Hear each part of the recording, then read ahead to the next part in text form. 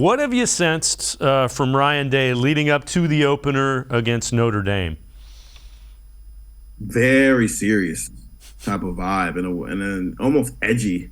And I think last year kind of put that on him. He spent a lot of the first couple of years of his coaching career emphasizing the fact that at Ohio State you can't lose a game. Where this is the type of pressure we're under. All that, all the coach speak stuff, which is true. The Ohio State loses one game or even has one bad quarter, and fans are asking why the world is falling apart.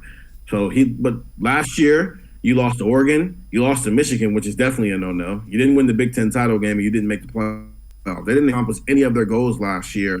And so when you talk to him this year, it is a little bit more edgy. It is a little bit more, competitive in a combative way, but in a good way, because you see it rubbing off on these players where they're a lot more serious. He even said it when we got him on Tuesday, the idea of, there are no big heads, even if the expectations are high here. This team has a lot to prove just because they didn't accomplish anything last year. So it's a different side of Ryan Day that I think we haven't seen, but going 11-2 and accomplishing none of those goals has brought that out. All right, I lied. One more question. You alluded to it. You're expecting big things, so reiterate that for me. Expectations you have for Ohio State heading into this season. Yeah, I picked them to win the national title. I picked Alabama to be the 1 seed there, the 2 seed, Georgia's the 3 seed, and I picked Utah to be the 4 seed with Bama and Ohio State in the national title game. I think C.J. Stroud's going to win the Heisman Trophy.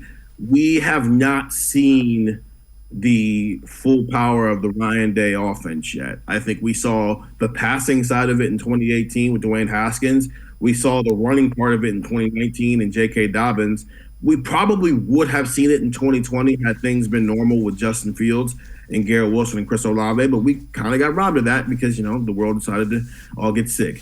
In 2021, I think CJ was young and coming into his own, and so while we saw it in moments, we didn't see it from day one, along with sometimes they couldn't run the ball. But this year, you've got so many pieces offensively, whether it's the running back, whether it's in Henderson, Stroud, or Jack Smith-Njigba, the offensive line. If this defense is better, we might see what the best of the Ryan Day era is this season, especially on that offensive side with a second-year starting quarterback who might be the number 1 pick in the NFL draft in 6 months.